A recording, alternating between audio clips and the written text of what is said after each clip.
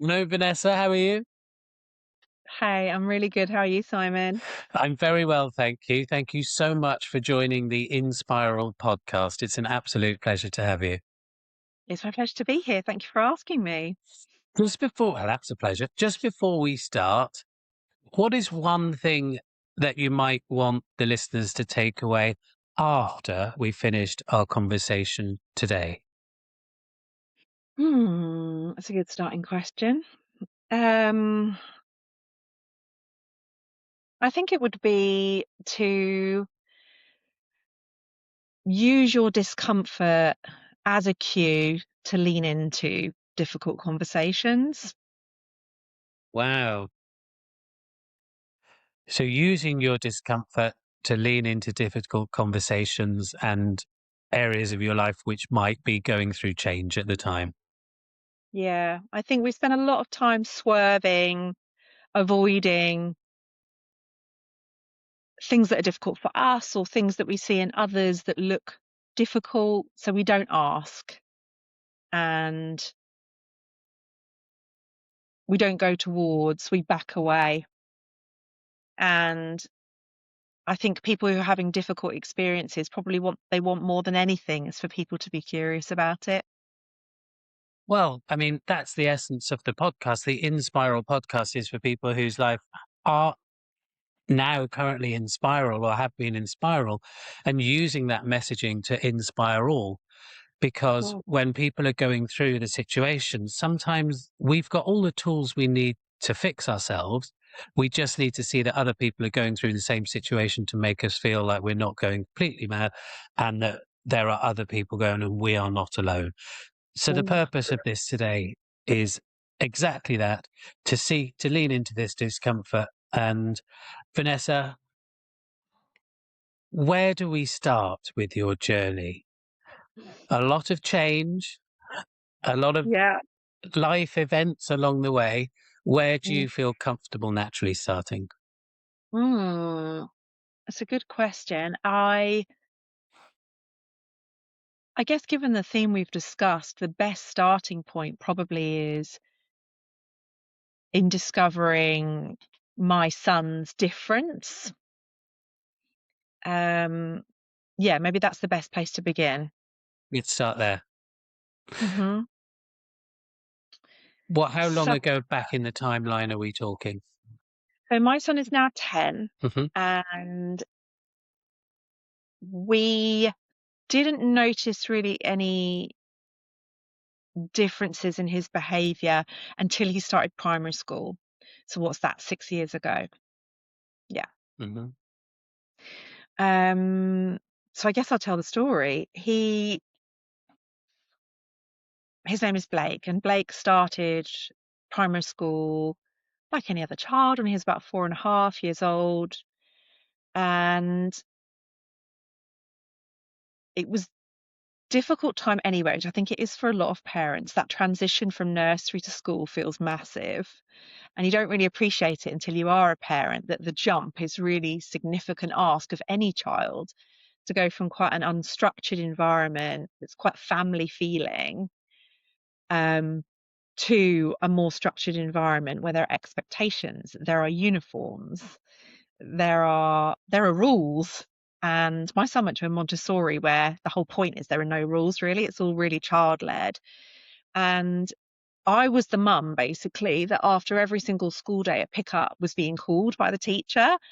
And it was like horrible flashbacks to my own childhood of being like called to the head teacher's office to be told off or given a detention. And I'd be like, oh God, it's me again. And I'd go up and be like, oh, what today? And it started with things like Blake isn't really responding when we're calling his name. And I didn't really read into that too much. I was just like, he's probably not engaged, or he's really engaged in something else he's doing. Um, and then it just kind of escalated, and it was more and more things that were being picked up that he was that pointing out his difference, Hmm. and essentially escalated to the point where they sort of said, we don't really think this environment is working for Blake. And there were some incidents at the school which I wasn't comfortable with, him being taken to the head teacher's office, um, him being excluded from certain activities, And he, as a child, was just becoming more and more withdrawn, and he was talking less and less. Now, Blake was fully verbal um, up until he went to primary school, which I think is very unusual. Makes our story quite unusual. Mhm. Blake is now autistic, ADHD, and non-verbal is his diagnosis. And yeah, up until the age of 4, he'd hit every single milestone. And I've got videos of Blake talking completely fluidly, telling stories. And therefore, as a parent, in many ways, it was very difficult to deal with because it felt like a huge regression. And in many ways, it was. We still don't really know what triggered that quite fast decline, but it's highly likely that the stress of being in an environment that was so different to what he was used to essentially accelerated um, the autism showing up. It would have always shown up, but it seemed to happen almost overnight. And within not even half a term, I'd withdrawn Blake from school. Yes, I can only start to imagine how heartbreaking this was to see it develop at the same point that you might have been feeling other emotions like panic, like worry, fear, Mm. as well as obviously love and caring and everything else. Mhm. W- Talk us through the emotions as you started to realize, and how was it? I mean, the school were noticing things, the environment um, wasn't catering to Blake's needs by in hindsight. Mm. This is all developing. Were you in a sense of panic? Definitely some panic. There was also a lot of confusion. Mm. So much so that even the experts weren't really sure what was going on. So we went from having a high functioning, happy, settled little boy to having a boy who was having MRI scans in case there'd been a brain event. And maybe that had caused this sudden loss of speech and change in behaviours, to a child that was suddenly having to go for assessments for autism. There was no stone left unturned. We went to so many appointments in the space of about 3 months because they didn't know. We were talking to psychotherapists about whether or not it was trauma, had something traumatic happened at school. So I was in panic for sure because Blake's behaviours were so shocking, and so completely out of character. He stopped sleeping. He started becoming violent. He even pulled out his own hair while we were going through this. And nobody knew why it was all happening. The time At the time where you were going through this, were you working? Was it a busy life? Was there lots of other things going on that you had to try and find? Because this was so unexpected, you had to find time. So this must have been pulling from other areas of your life and must have been incredibly stressful. Yeah, I mean, absolutely. In a way, I was fortunate in that I had left my former career. I used to work in advertising. Um, and I had set up my own business about mm, maybe only a year or two before this happened. And I was lucky that I'd done it with a co-founder. So I was fortunate enough to have some flexibility in my days. And I was very lucky that she was really willing to pick stuff up. So Mhm. thank goodness, really, that I was in that situation. Had this have happened to me when I was in my former role, on a board managing a huge team, I just don't know. I think I'd have had to have been on long-term sick or exited the workplace. I don't know. I don't know how people do it, honestly, when they are working in a more traditional environment because it was all consuming. The sleep deprivation probably in hindsight was the hardest thing. Blake just stopped sleeping and was very haunted in the night. So I slept with him. Um, so yeah, it was a lot to juggle, but I was lucky that I could really focus on Blake and lean on my business partner. an incredibly worrying time where you're not sure how far this diagnosis is going to do. At one point, Blake Mm. is talking, is fully functional, and then is going through this timeline that you've described. How did you know where it was going to? If I get any of this terminology wrong, please forgive me. But how did you? Where did the sense of panic as a parent? I can just imagine. When Mhm. did things start to level out? And I mean that by when were you starting to get the education through? When were the experts starting to actually come to Oh, terms with what's happening? When did you get some answers? Because you must, I think it, mm. from the sound of it, it was just the not knowing. Yeah. The not knowing and like a really strong sense of helplessness, like not knowing how to support Blake because there was no diagnosis for Mm, quite a long time. I think it was well over a year. We didn't really know what was wrong. Were we dealing with trauma? Were we dealing with autism? Was there a brain event? Luckily, the more serious, scary brain event stuff was ruled out quite quickly because he had an MRI. The NHS acted quickly. God love them. So then we were left with these two options of is it trauma, is it autism? And it I was still in a state of panic and helplessness because until you know which of those things it is, mm. actually the support looks different for those things. And I would say we were in this horrible limbo for at least a year of not really knowing. And Blake was out of school for a lot of that. So, and then COVID happened. Yes, I was just trying to find the timeline. I mean, COVID, a stressful time anyway, and the impact on relationships, on support groups as well. What happened as you entered COVID? It's a dark time, Simon.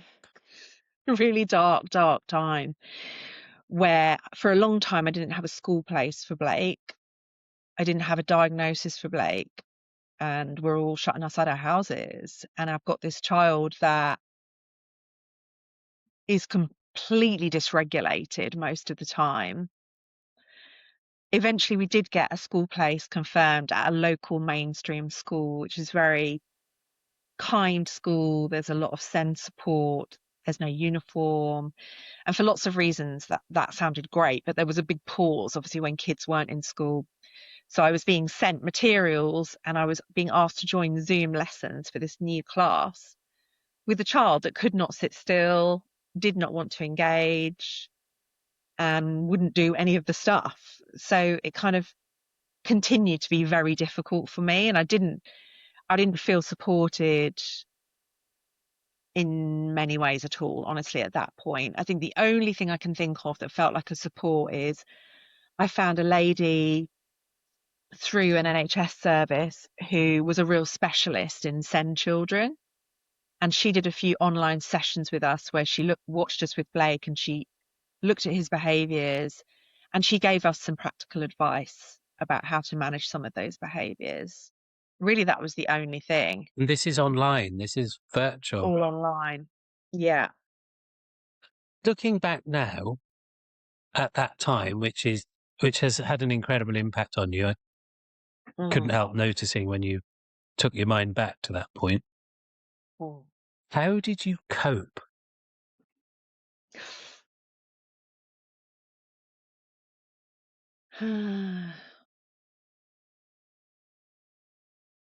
I I had to keep myself above water. And I think that if there are any parents of neurodivergent kids listening to this, they will just understand that.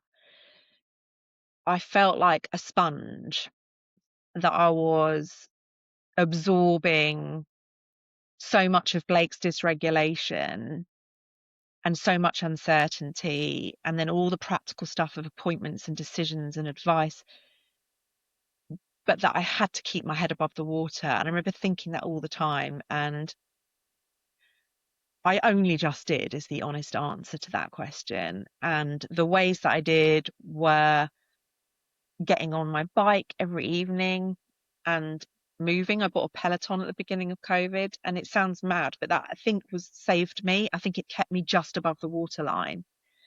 So I would get Blake to bed, and getting Blake to bed might mean he only sleeps an hour, but I would know that I would have a little bit of time for me to move my body and to,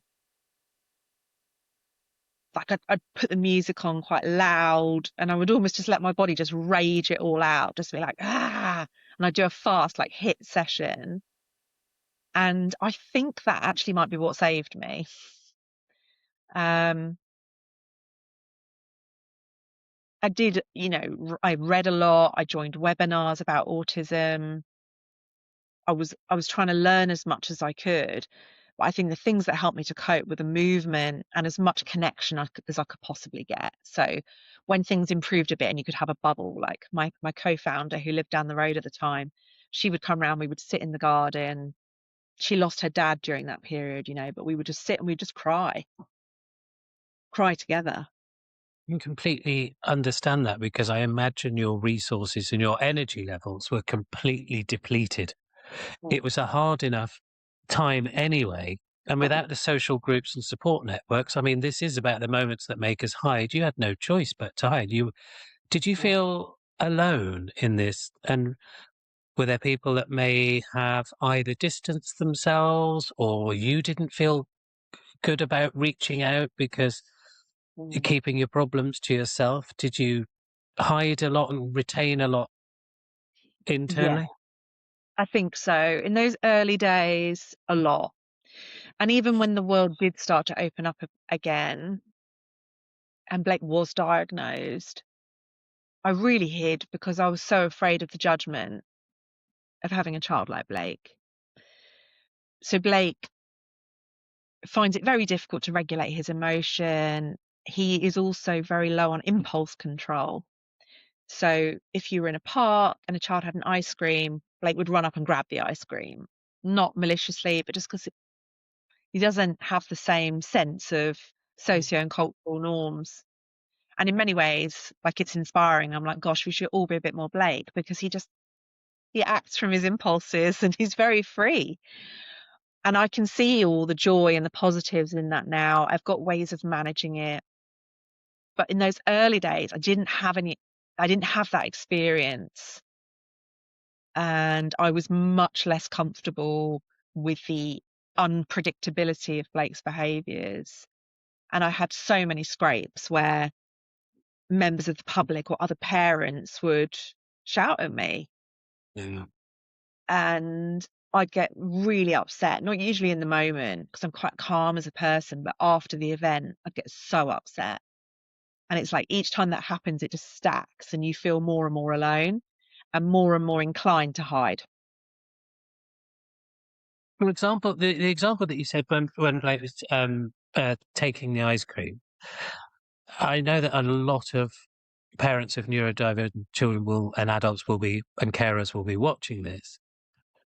The moments that make them hide are the ones that they can't actually express or find it hard, because there might be embarrassment, frustration, anger, um, just annoyance and these things, but it's overwhelmed by the love you have for Blake. We all know that. But what are Mm. the human emotions of just being in that situation as well? What do people perhaps, what could they be educated on about the things that they are unaware about Mm. parents of neurodivergent children? Yeah, I think that there is a real knowledge gap, I Mm. think, in terms of what does it mean to be a parent of a neurodivergent child, particularly that's on the more severe end of the spectrum. Many people still have as a reference point, oh yeah, I watched Rain Man in the 80s. Dustin Hoffman, really clever, drops the matches, can count them all. And it's so far removed from my experience of having Blake. Um, and that's nobody's fault. I just don't think the media's done a particularly good job of portraying human beings that are more severely impacted. And therefore people struggle to empathize, I Mm. think, when they see a child like Blake. He appears, he presents physically as a neurotypical child. You wouldn't know.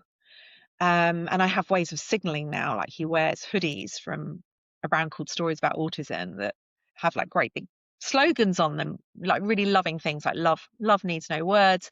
It also really helps that now he wears ear defenders because he's very sensitive to sound, and that is a signal to people, to other parents, that, oh, there's something going on there. Maybe he needs to be a little more compassionate, or just pause before I shout at the other parent. But in those early days, Blake didn't want ear defenders. He would just take them off and throw them immediately. I don't think those clothes, those brands even existed.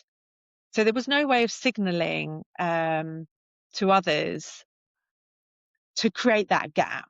He would wear a sunflower lanyard if we were out and about now. Again, that didn't exist.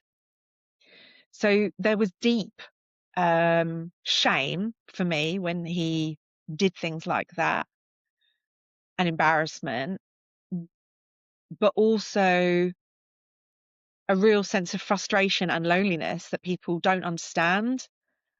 And even if I tried to explain, if I start talking about, severe autism on the spectrum, sensory processing difficulties, lack of impulse control, that's a whole language that I've mastered as a neurodivergent parent. And lots of your listeners will be like, yeah, yeah, yeah. But back then, for lots of people, none of those words even really meant anything. Also, people are either got their head in their phones, they're annoyed, they are short-tempered, they're this, that, and the other. They're not really interested. It's just an inconvenience that's happened to them in their lives. I love the fact you've used shame. Thank you. I really do, because shame just stops people from reaching out. It stops people from feeling vulnerable. I've got so many emotions written down here that, one, I'd like to know how you did handle it, because there might be a sense of, oh, I wish I'd done more and got more angry, but I was in the moment, because you've got so much going on. Yes, there was shame. Yes, that there was embarrassment. It's going to be quite normal. But you're also the first line of defense for Blake. So you've got that protective. What did you do? How, not on just that one occasion, but I mean in general, when people have throwaway comments, when people give you side eyes, when people are just the people that we experience in today's society? I've done all of the different ways is probably the answer to that question. I've got it so wrong, I've got it so right, and I still don't think I have a stock answer to that. I'm still learning. I think my biggest learning is signaling to give people the opportunity to create that gap and that little bit more tolerance. But I've said to people before, Blake has complex needs. That's something that people seem to understand, and I'm doing my best. That was pretty much my line. And that's got me out of a few things. I've been walking in a busy shopping centre before with me on one side and my new partner on the other. And Blake was like swinging his legs, and he kicked a lady in front of him. And she turned around to me and said, "Oh, that's really rude. You should tell your little boy off. He's just kicked me." And I said, "I'm so sorry. Blake has complex needs. We're doing our best." And she did huff and eye roll, but then she actually turned around again and she said, "You know what? I'm sorry." So I think you're right. I think people are in their own bubble. They're living their own lives with their own frustrations. Parents particularly you have this inbuilt desire to protect your children. If someone walked up and took a ice cream off my child, I would be Yeah, defensive. that's right. My own empathy and understanding of people's reactions has also grown. But I just wish, if I could change anything, it would be that education piece. I wish that would gather a bit more pace. I wish there was more out there. I think Louis Theroux has done a documentary on autism and what it really looks like. That's great, but how many people have watched that? How many people really understand what it looks like in people's homes when it's meltdown after meltdown and sleep is a rare thing? Because if people could see and get a window in just to 10 minutes of a difficult day, I think you would have so much more compassion and understanding, and people could feel less ashamed and less like they need to hide. Listen, do you have to sometimes wear that on your sleeve when you go out as Vanessa? Because not only does Blake have needs, when you're tired and you've had that all day, when your energy levels are depleted, do you find that you're going into the world then almost trying to avoid confrontation, or or are you trying to look to be Vanessa again, not Vanessa Ma again? Where do Mm, you find your inspiration and your normality, and how do you lift yourself up?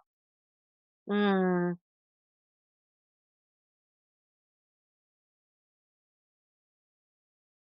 So I would say that I try not to allow my world to shrink too much.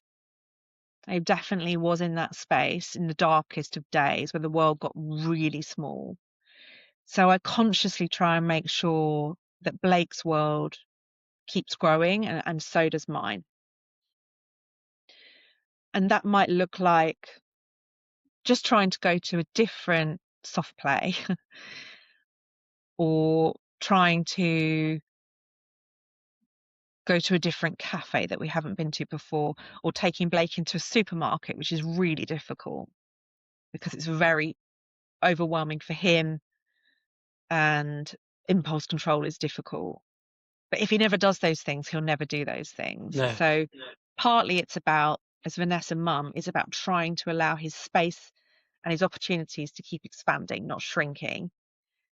And then for me, it's about being very mindful about how I restore my energy Mm. outside of my time with Blake. His dad and I are no longer together, which is really sad, but we're both much happier.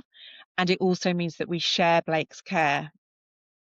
And in many ways, that's just a huge benefit because 50% of the time, one of us is recharging.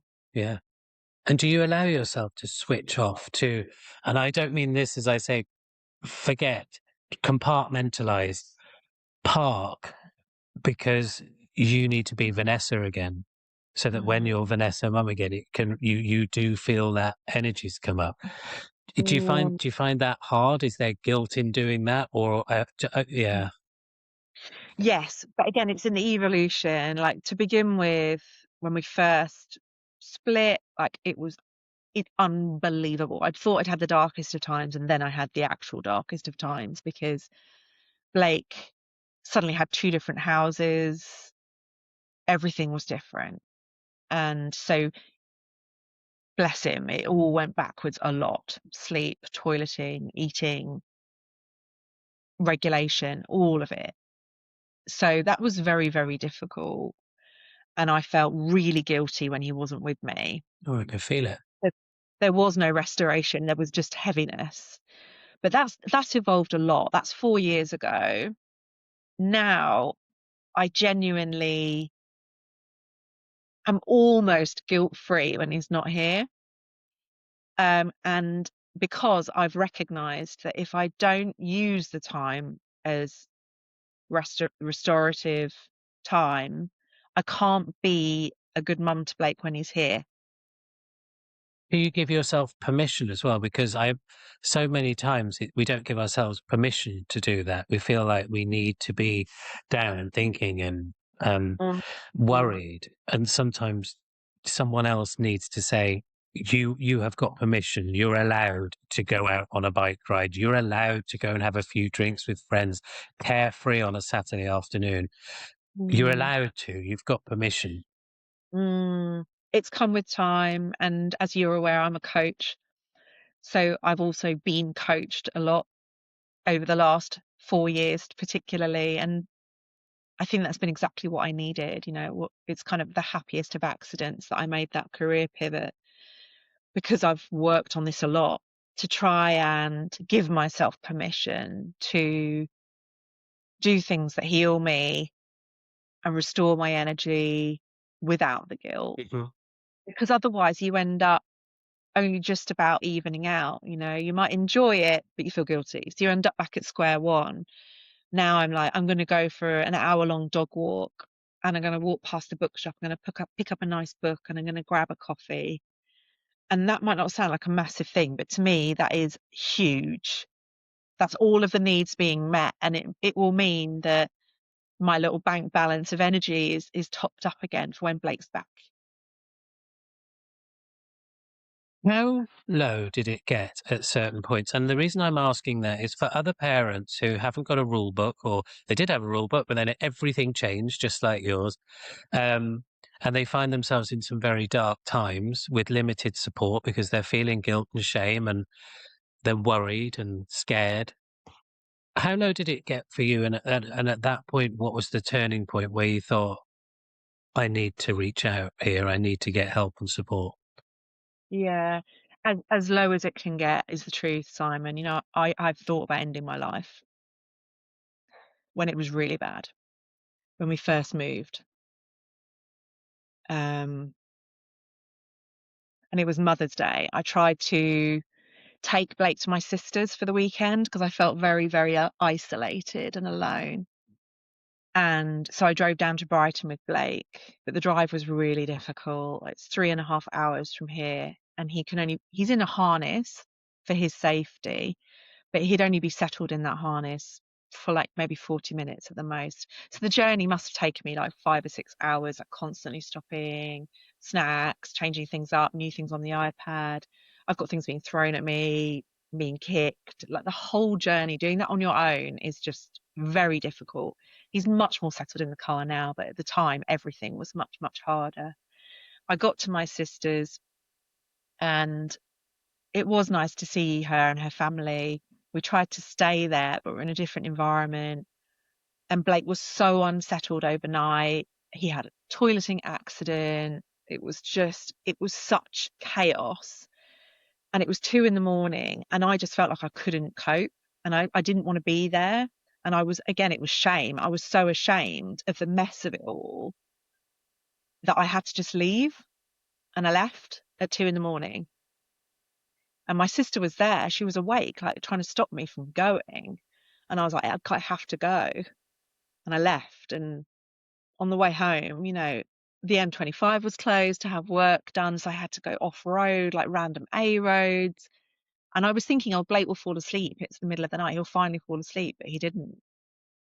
And I think I finally got back at 5 in the morning, and he finally fell asleep for maybe 90 minutes. And I was so low. I didn't want to be here anymore. Thank you for sharing that.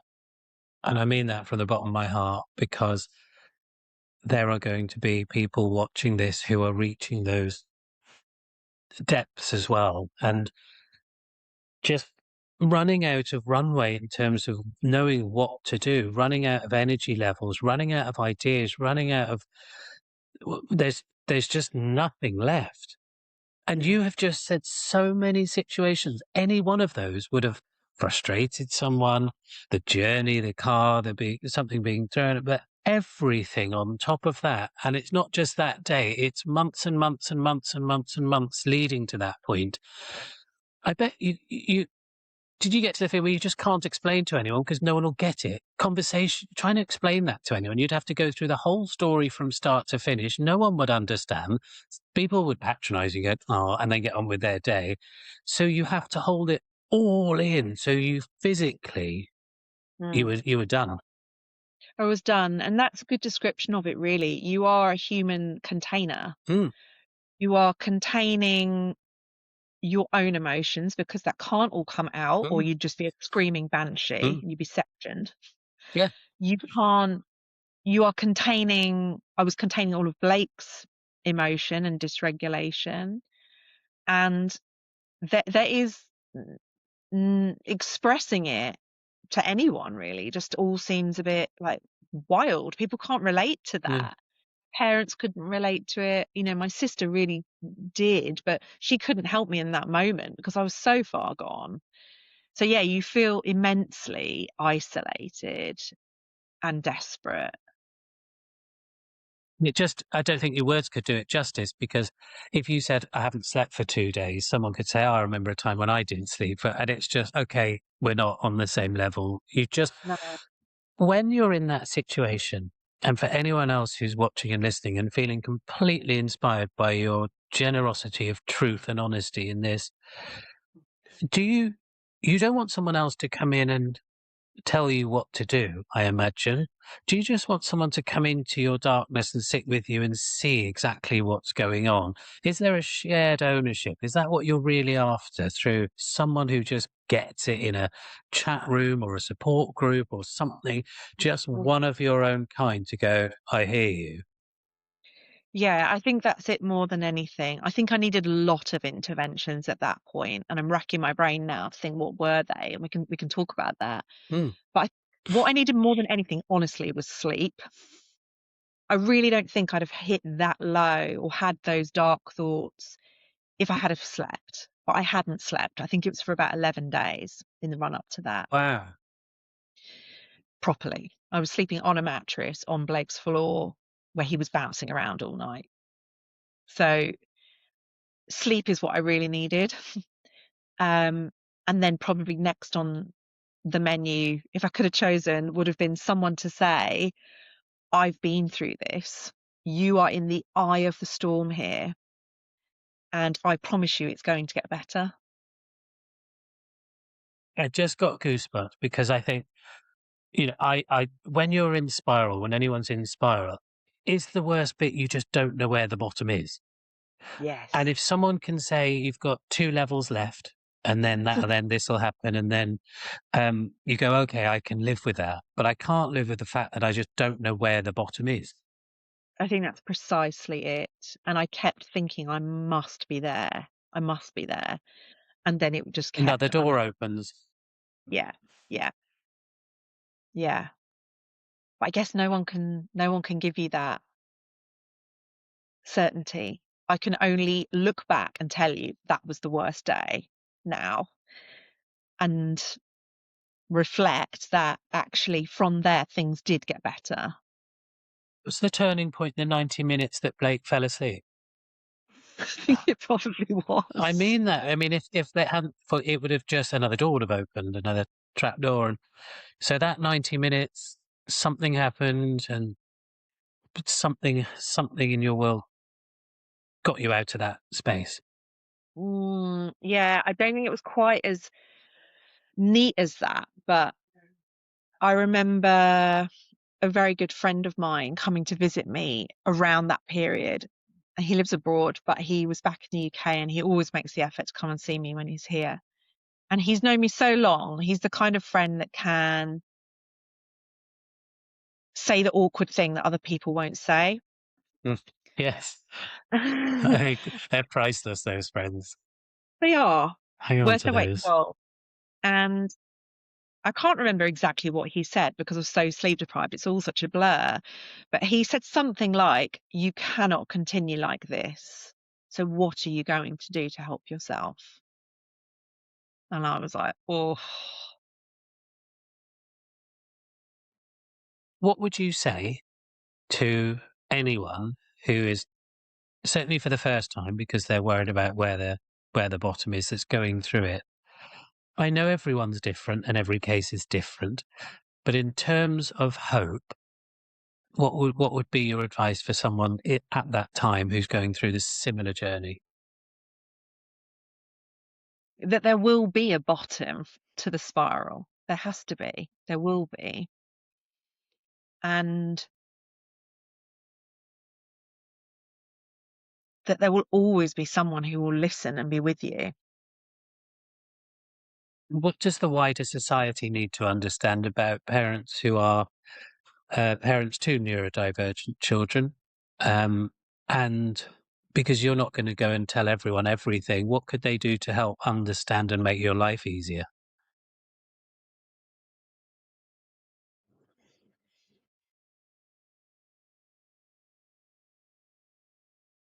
I think just to appreciate the endless physical and emotional load of having a child who cannot regulate themselves.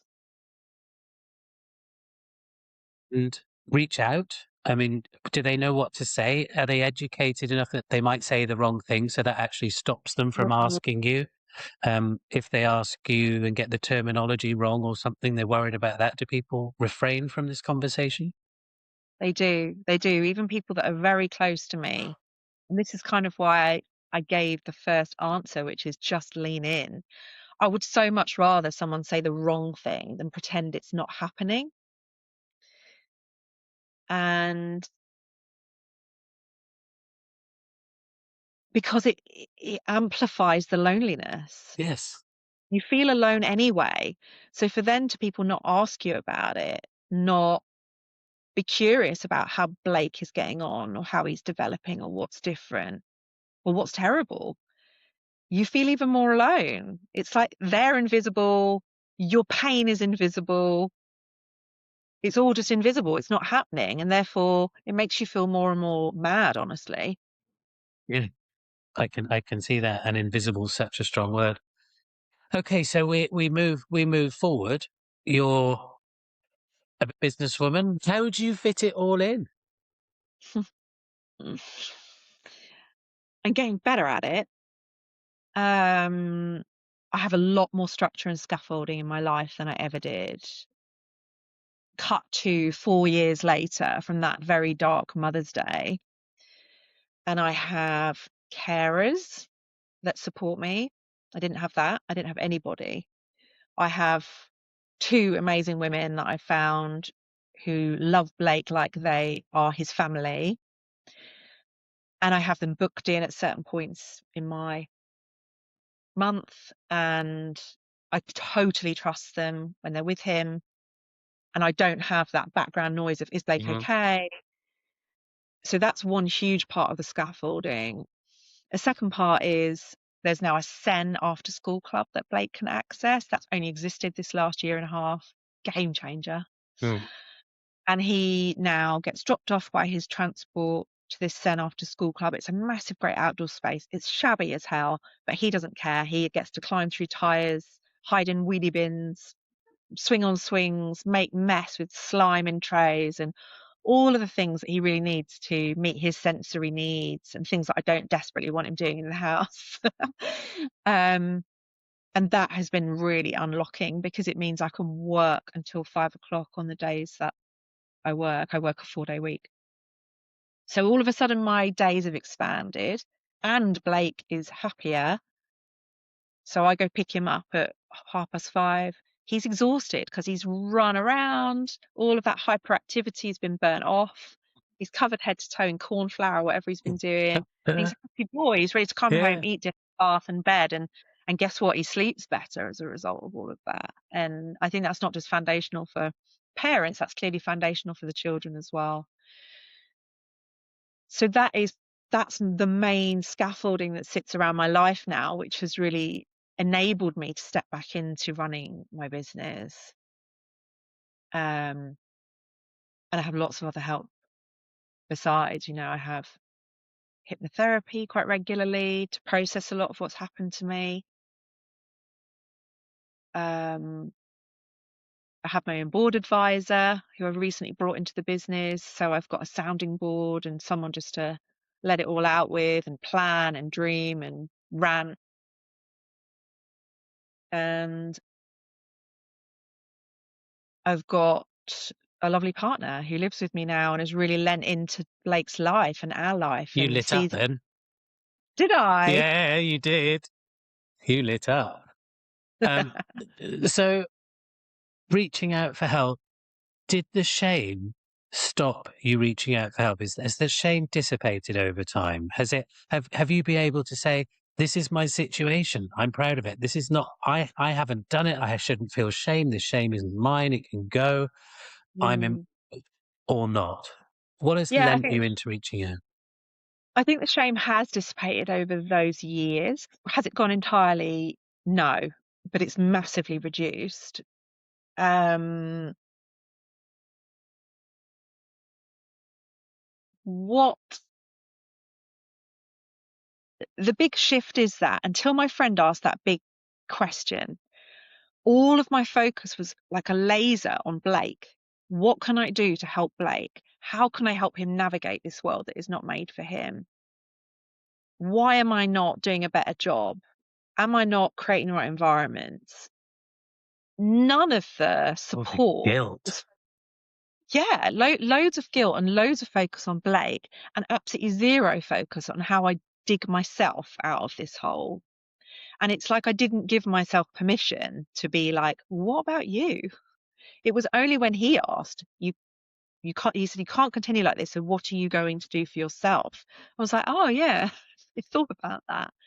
So I think that's a big part of it, like, the shame makes your focus very narrow somehow. It's interesting. What are you going to do about it? That question almost empowers you because it means someone's thinking I've got some skills and attributes that could get me out of this. I don't even think I could do it myself because I'm absolutely shattered and I'm through the floor.